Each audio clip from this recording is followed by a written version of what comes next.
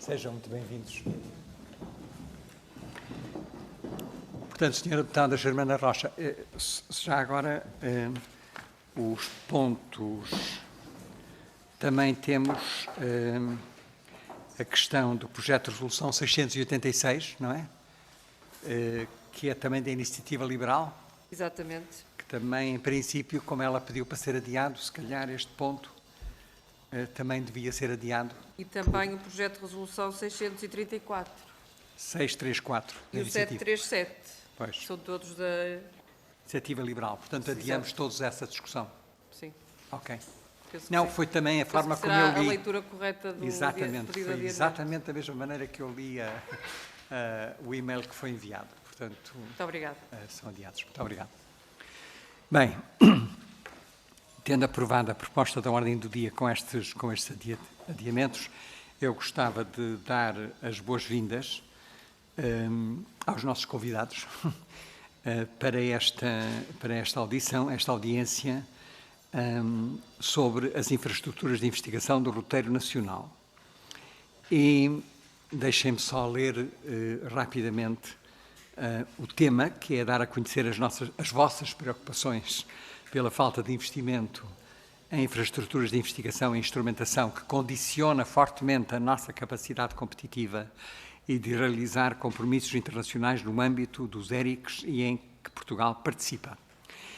Estão connosco o professor Adelino Canário, que acho que está por videoconferência, portanto está ali naquele ecrã. Nós, infelizmente, não conseguimos projetar na parede, há um problema técnico qualquer, portanto só conseguimos ver o professor Adelino Canário no ecrã da televisão. Seja muito bem-vindo. O professor Rui Fernandes, que também está em videoconferência connosco. E depois a doutora Judite Alves, seja muito bem-vinda. Doutor Domingos Barbosa, bem-vindo. E a professora Emília Monteiro, que já nos conhecemos há muitos anos. Sejam todos muito bem-vindos, e eu gostava de só relembrar que esta audiência é constituída por 3 partes. Os que pediram audiência têm 10 minutos iniciais, no total, para nos transmitirem as suas preocupações. Depois, cada um dos grupos parlamentares, acho que tem 3 minutos, cada um, para fazer as perguntas que entenderem, ou tentarem esclarecer o que precisarem ser esclarecidos, e depois a entidade visitante tem novamente 10 minutos no fim para responder às questões que sejam levantadas. Eu gostava de primeiro dizer que estes 10 minutos iniciais ou finais são perfeitamente, não totalmente, não vão gastar 20 minutos no início e depois não têm tempo para responder, mas podem gastar um pouco mais ou um bocadinho menos, ninguém tira tempo, no total são 20 minutos. Organizam, como entenderem, esses 20 minutos na entidade visitante. E a outra questão que eu também gostava de deixar muito claro é que, mesmo que, no caso de acharem que não conseguiram transmitir todas as vossas preocupações, a Comissão tem todo o gosto em receber documentação escrita vossa sobre questões que não puderam ser abordadas ou não puderam ser discutidas aqui. Portanto, é só uma questão de também percebermos a questão da divisão dos tempos e a forma como a informação pode chegar até nós. Eu não sei da entidade visitante quem é que vai fazer intervenções. Eu imagino, na lista que aqui tenho, não sei se será o professor Adelino Canário o primeiro a falar, não sei se depois já há de haver outra pessoa a falar também, vamos ver, mas são 10 minutos no total. E eu dava desde já a palavra ao professor Adelino Canário, que acho que conseguimos ouvir de imediato e, portanto, eu não sei se consegue ver o relógio que está a contar, mas eu, quando chegar aos 9 Sr. Presidente. Quando chegar aos 9 minutos, eu começo a fazer sinais para indicar que estamos perto do fim da intervenção inicial. Professor Adelino Canário, tem a palavra. Sou Presidente da Comissão de Educação e Ciência, professor Alexandre Quintanilha e demais deputados. Queria agradecer enormemente esta oportunidade. Eu passava a palavra aos meus colegas que estão aí presentes por facilidade de comunicação e, portanto, deixava já que falassem, agradecendo. Nós interviremos se for necessário. Obrigado.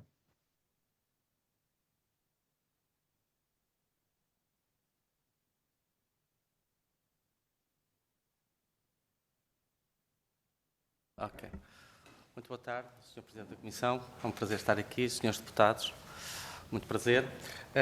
Já agora, respondendo ao seu repto, tenho aqui alguma documentação que nós tentamos condensar sobre a problemática que nos trouxe aqui, precisamente para distribuir pelos vários grupos parlamentares, e que é também uma súmula daquilo que nós submetemos recentemente ao PRR, expressando as nossas preocupações, mas também propondo algumas soluções e tirar partido da oportunidade que todo este novo enquadramento financeiro com o PRR e o P2030 nos pode proporcionar.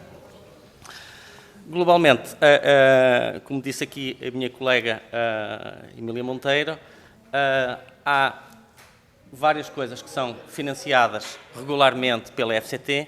Há uma que deixou de ser financiada, portanto, pela FCT, através dos vários instrumentos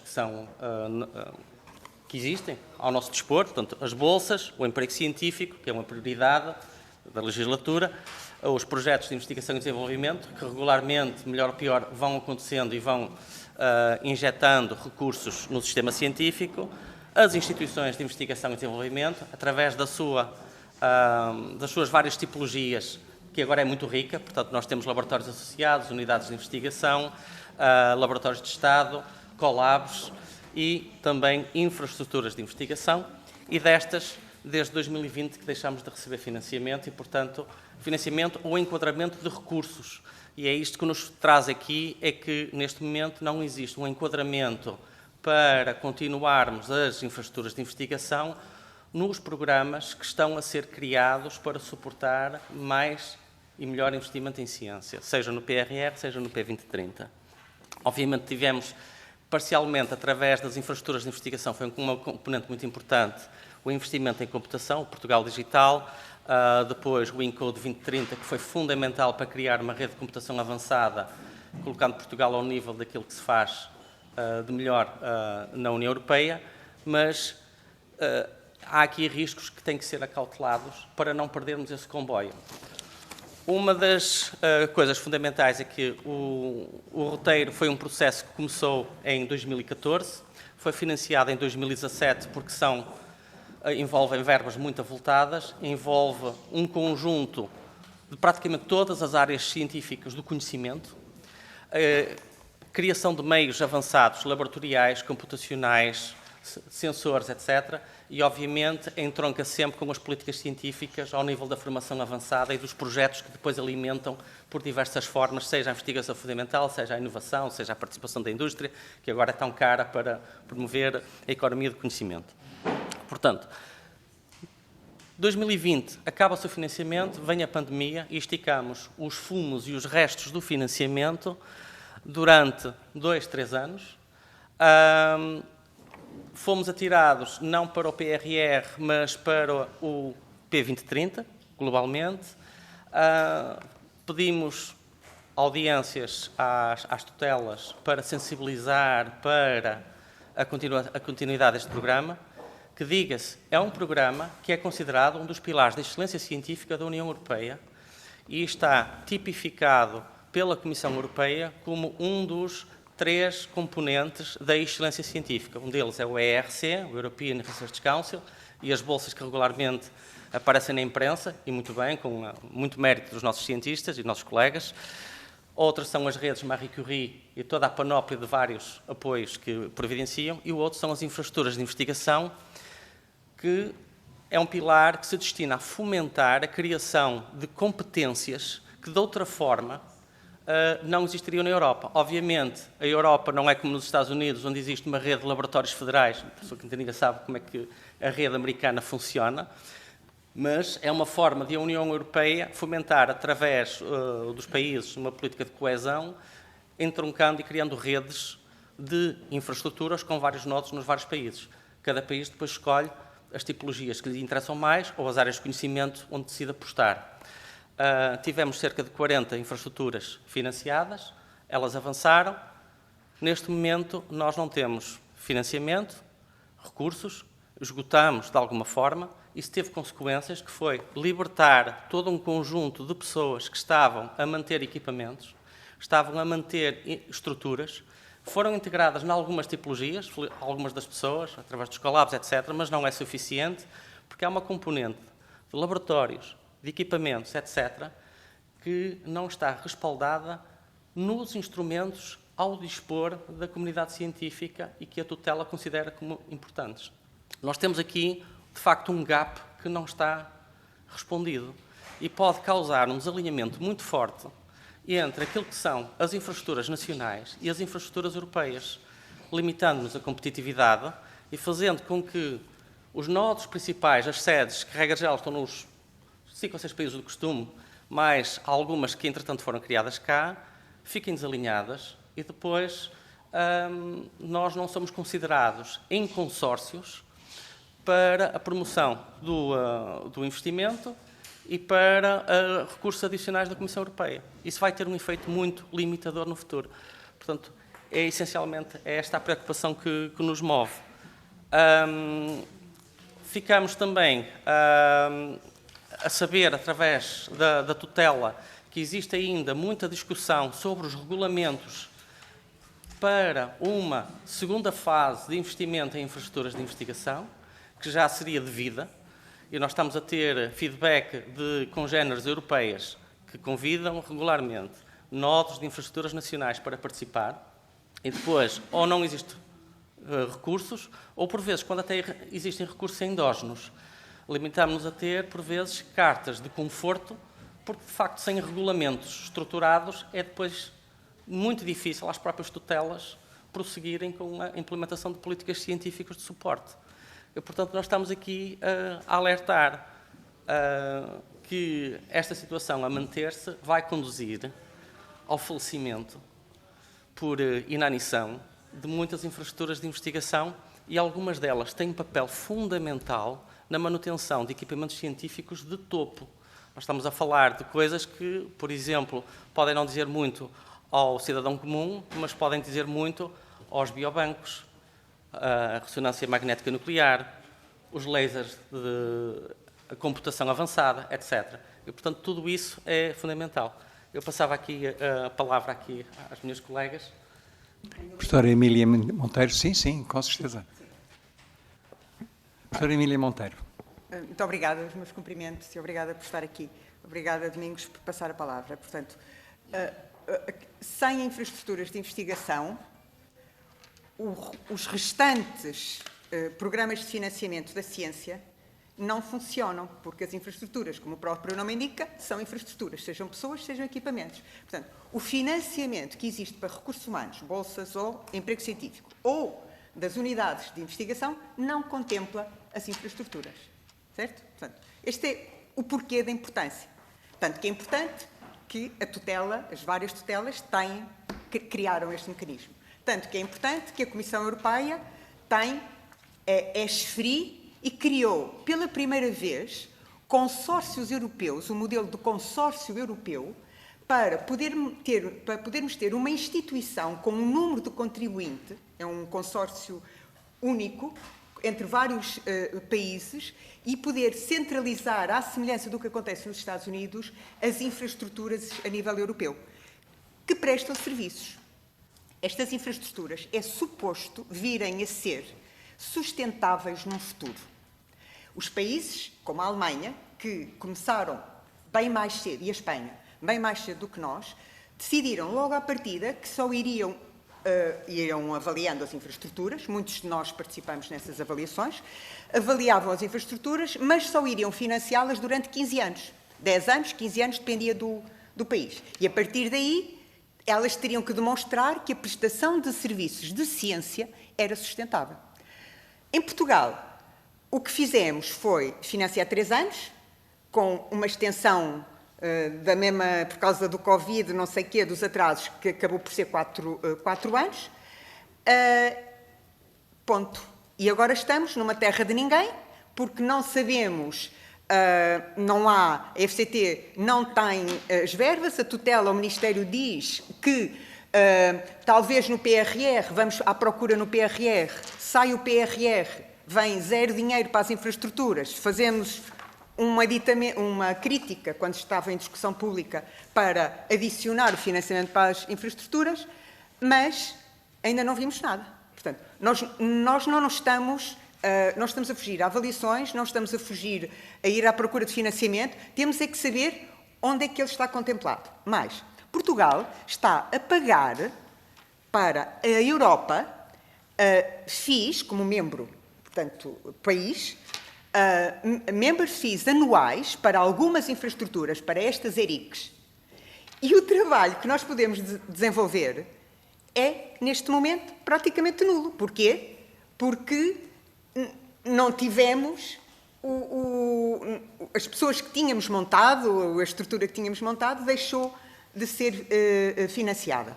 E mais, em 3 anos não conseguimos cobrir a decalagem de avanço que países como a Alemanha tinham, certo? Pronto. Portanto, eu depois posso deixar aqui outra documentação, espero ter passado a principal mensagem juntamente com o meu colega Domingos. Portanto, muito obrigado. Eu uso um bocadinho mais de tempo, não tem importância nenhuma, vai ter um bocadinho menos tempo no fim, mas é... Não, mas eu acho que é importante também explicar de forma clara aquilo que se está a passar.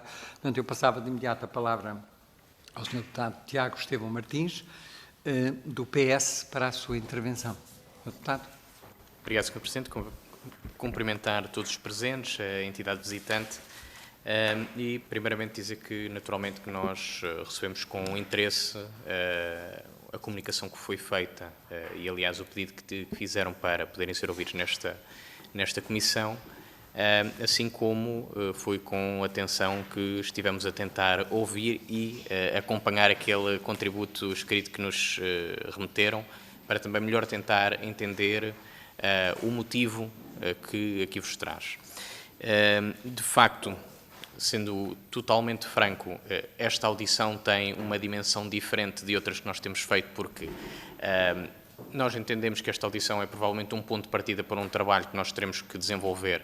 Nós não tivemos este contributo escrito previamente, estamos a tomar contacto com algumas realidades específicas das questões que levantaram. Obviamente temos conhecimento do histórico de investimentos, mas parece-me que há aqui uma dimensão de ambição de um conjunto de entidades, de intervenientes que, obviamente, merece toda a nossa atenção e que somos naturalmente sensíveis. Tanto quanto nós podemos extrair, a base fundamental da intervenção tem que ver com esta dimensão de complementaridade das diferentes linhas de ação quando falamos de investimento nos sistemas de ensino superior e nos sistemas de ciência. E parece-me que é para essa dimensão de interdependência das diferentes linhas de investimento que aqui apontaram. Ou seja, não me parece que seja uma dimensão de competição com o emprego científico, é apenas uma dimensão de pensar o sistema como um todo. E por isso, naturalmente, que nós nos sentimos também compelidos a entrar neste debate. Obviamente que há aqui um conjunto de dimensões que foram apresentadas do ponto de vista sistémico, mas que naturalmente que terão impacto no dia-a-dia, no trabalho que é desenvolvido. E provavelmente seria essa a primeira questão que eu gostaria de colocar, ou seja, se tem exemplos concretos de como no dia-a-dia está a ser impactada a atividade de cada um dos intervenientes do sistema de ciência português, com estas opções ou com a omissão de intervenção nos termos que a solicitaram.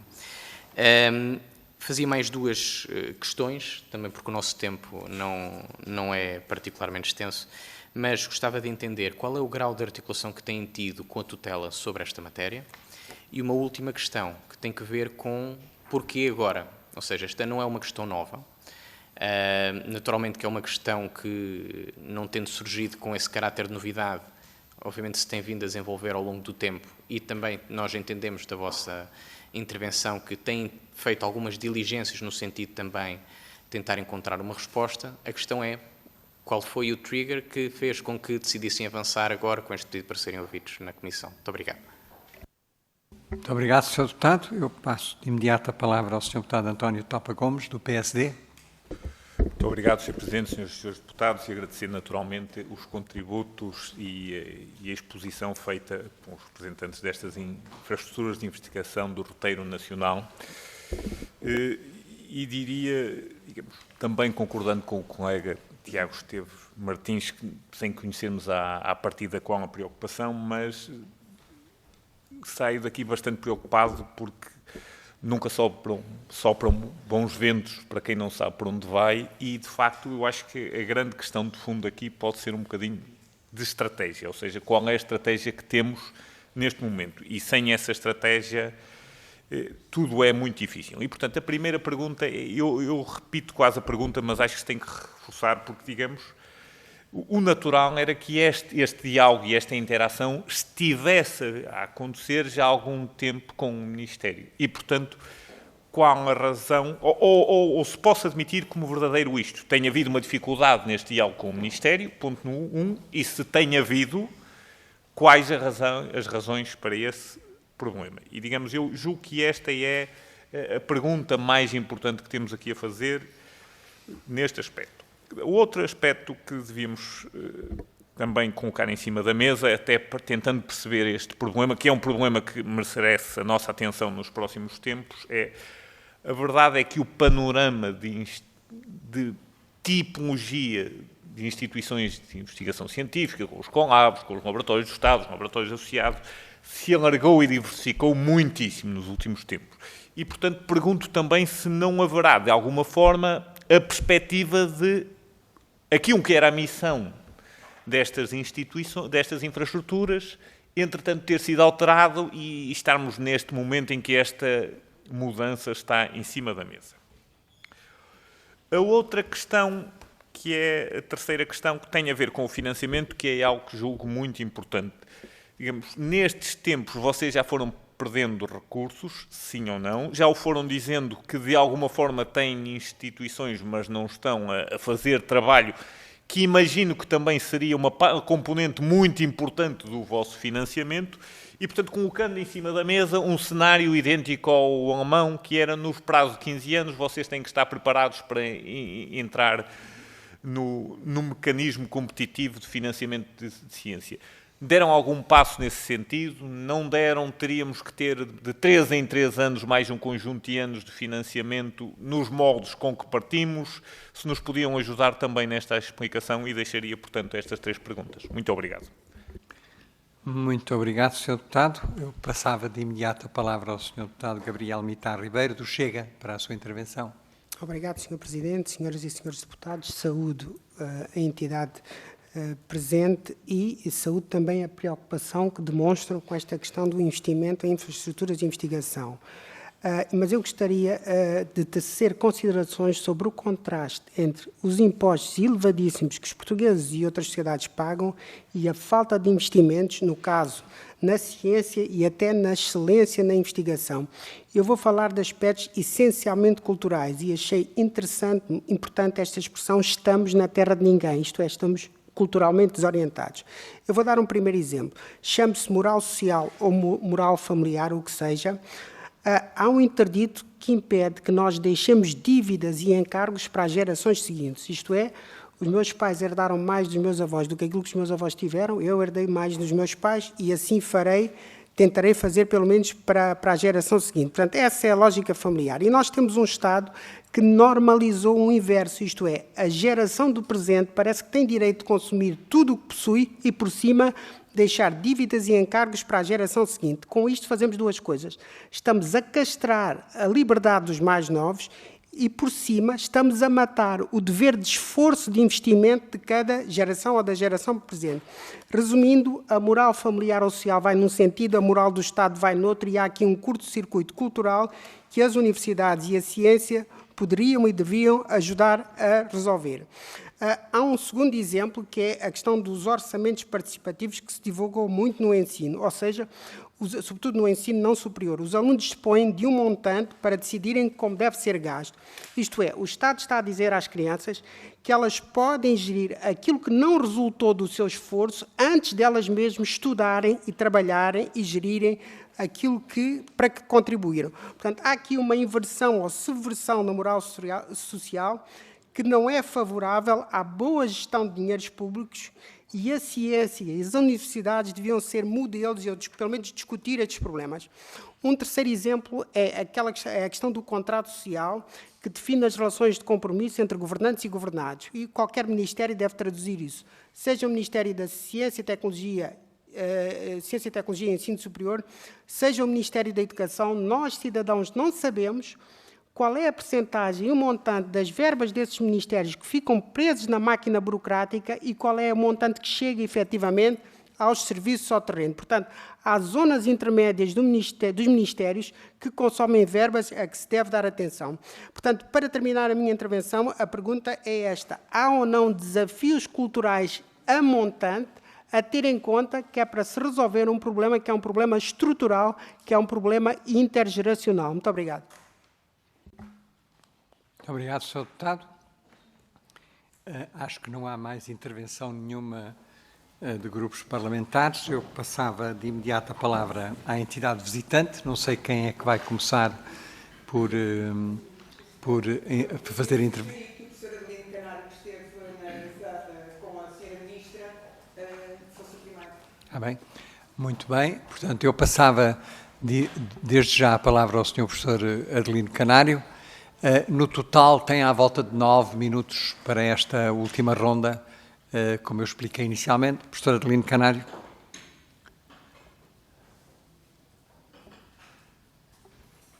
Professor Adelino Canário, não estamos a ouvi-lo.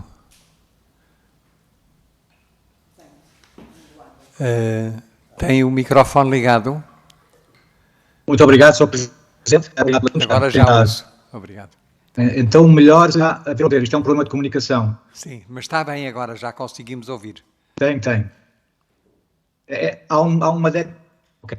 Queria agradecer as perguntas e vou tentar responder a algumas destas questões, mas queria enfatizar aqui 3 pontos fundamentais. Uma é que as infraestruturas são absolutamente essenciais para o funcionamento da ciência em Portugal. Portanto, o que são estas infraestruturas, como já foi referido, são equipamentos de ponta, são pessoal especializado, são basicamente aquilo que faz com que a ciência funcione. E, portanto, e sobretudo de uma forma competitiva.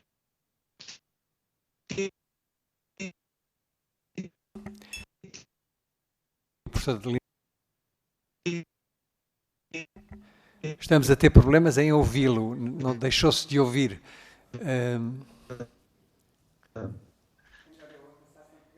Portanto, exemplos concretos, como foi a primeira pergunta, do que é que está a ser feito, não proponho que respondam na sala. Eu não consigo comunicar assim. Ok, muito obrigado.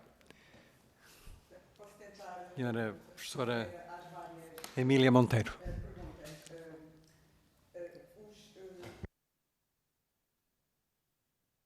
Portanto, primeira pergunta. O dedicar mais tempo ao assunto, peço desculpa de não termos enviado as coisas antes. Estamos disponíveis, obviamente, temos um grande conflito de interesses, e no bom sentido. Das várias dimensões, portanto, da articulação da ciência, ficou, acho que, bem claro que esta é uma dimensão que é um pilar. E, portanto, não há recursos humanos, pode haver financiamento de recursos humanos, mas se não tiver infraestruturas para trabalhar, pronto. Portanto, isto tem que ser... associo esta questão a esta. O que falta aqui é a estratégia articulada nacional sobre o que é que para nós são as infraestruturas importantes, não é? A nível do país, para este governo concretamente, ou o que for, como é que se articulam com os outros e qual é a estratégia para articular as várias dimensões. É isso que falta. Porquê que agora? Porquê que só... já vou dar um exemplo. Porque é que o grau de articulação com a tutela? Houve uma articulação com a Fundação para a Ciência e Tecnologia e com o Ministério, com a Sra. Ministra, que recebeu. E, portanto, a Sra. Ministra o que disse foi, muito simplesmente, eu desconhecia ao detalhe as infraestruturas. Esta reunião foi pouco tempo depois de estar em funções. Desconhecia, não tinha a dimensão total do problema, não tinha esta noção. Já fui ver, mas agora não temos dinheiro. E, portanto, vamos tentar ir ao PRR buscar o dinheiro. Isto responde à segunda questão. Porquê agora? Porque agora é que veio a segunda tranche do PRR e não está lá o dinheiro para as infraestruturas. Espero ter respondido. Exemplos concretos. Eu depois já deixo aos meus colegas, se tiver tempo. Eu sou médica e lidero uma infraestrutura na área da investigação clínica. Esta infraestrutura presta serviços de apoio à investigação clínica. Criou uma profissão, que são os gestores de investigação clínica, que estão nas unidades de saúde, nos biobancos, e que é responsável por uma coisa que é ensaios clínicos, que atrai dinheiro para o país. Portanto, nós fazemos gestão de ensaios clínicos. Portanto, a infraestrutura é sustentável, tanto que é sustentável que nós nunca recebemos dinheiro nenhum, e ela existe. É uma infraestrutura, porquê? Porque há várias instituições a nível nacional, 5 concretamente, que perceberam que isto era importante e montaram os seus nós. Nunca fomos financiados pelo Estado, a não ser no nosso ligação à Europa, e o Estado paga uma FII. O que é que acontece? Quando participamos em questões europeias, a nossa capacidade é muito reduzida, não é? Porque nós temos que dar sempre prioridade aos serviços que prestamos e que nos são economicamente mais rentáveis.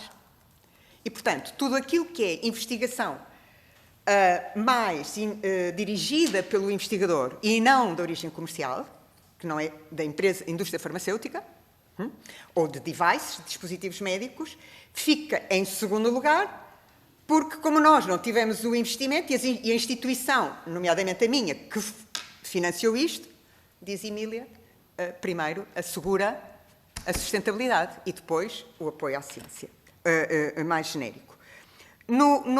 As tipologias, collabs, etc.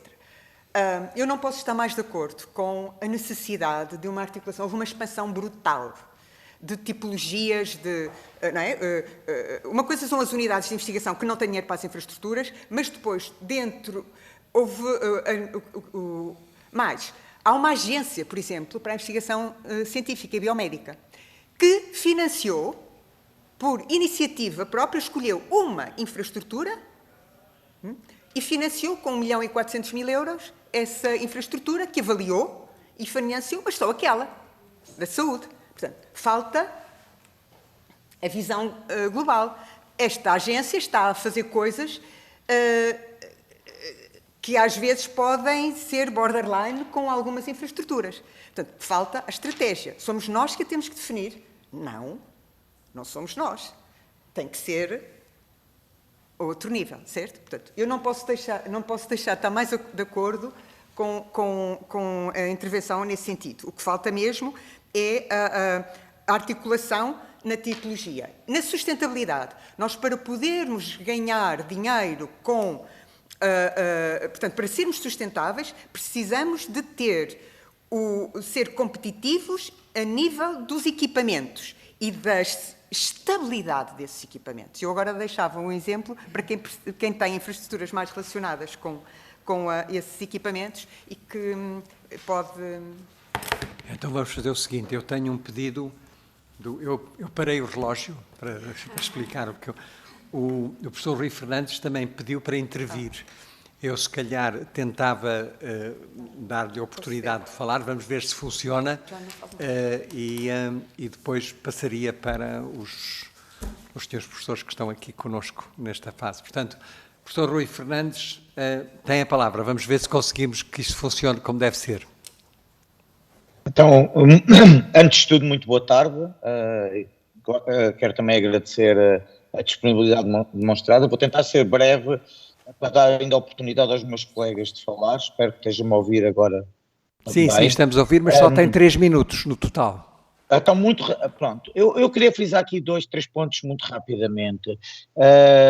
Um dos primeiros pontos tem a ver realmente qual foi o trigger, como nos somos questionados para agora. Em parte o trigger foi a nossa permanente disponibilidade de falar com a tutela e termos realizado no passado mês de abril um encontro nacional marcado segundo a disponibilidade da agenda da senhora Ministra e que à última da hora foi cancelada a sua presença. Nós realizámos esse encontro nacional na mesma, das infraestruturas, e até na sequência do encontro e do que foi deliberado nesse encontro, que nós tomámos então a iniciativa também de falarmos aqui com a Comissão, de forma a mostrar a nossa preocupação por esta falta de estratégia e de perca, até diríamos, de oportunidades. Um ponto muito essencial tem sido o investimento também que houve e que é contraparte a nível europeu, mas um investimento enorme que houve, que neste momento não tem continuidade, que já levou à perca de bastantes recursos humanos que estavam agregados e que foram contratados especificamente para manter as infraestruturas e fazer também a ligação à Europa. E eu não queria deixar de dizer que, por exemplo, no próprio programa de governo se referia a concursos para as infraestruturas a cada 3 anos. Ou seja, era uma prioridade do governo o apoio às infraestruturas, que é, como já foi frisado várias vezes, algo essencial no panorama científico, quer a nível nacional, quer a nível europeu. A única esperança que ainda vamos ter de manter é algumas colaborações, algumas parcerias que temos tido a nível europeu, mas que realmente a falta de sustentabilidade, a falta de uma estratégia a longo prazo tem-nos levado realmente a procurar neste momento sensibilizar portanto, neste caso, todos os partidos políticos, sensibilizar a Comissão para tentar encontrar soluções para mantermos as infraestruturas, porque de outra maneira começam a ser realmente, eu penso que nós já hibernámos e se não houver algum apoio em breve, podemos mesmo, como já foi referido, falecer. Muito obrigado. Muito obrigado. Acho que já acabou o seu tempo. Peço desculpa, mas já acabou o seu tempo. Eu queria dar talvez 30 segundos ou 1 minuto a quem quiser acrescentar mais algum ponto. Dava a palavra à doutora Judite Alves. Muito boa tarde. Muito breve. Muito breve. É mesmo só para reforçar a fragilidade da nossa posição perante os parceiros europeus e como isso nos coloca em desvantagem, porque efetivamente, mais do que dizer que não podemos ir a jogo, é sempre dizer que não sabemos se podemos ir a jogo e como é que podemos ir a jogo. Portanto, esta falta de estratégia, esta falta de informação limita completamente a nossa posição e até nos põe numa posição, às vezes, um pouco caricata perante os colegas. Muito obrigada. Eu é que agradeço também a forma muito sintética como conseguiu transmitir essa nossa mensagem. Chegamos ao fim desta audiência.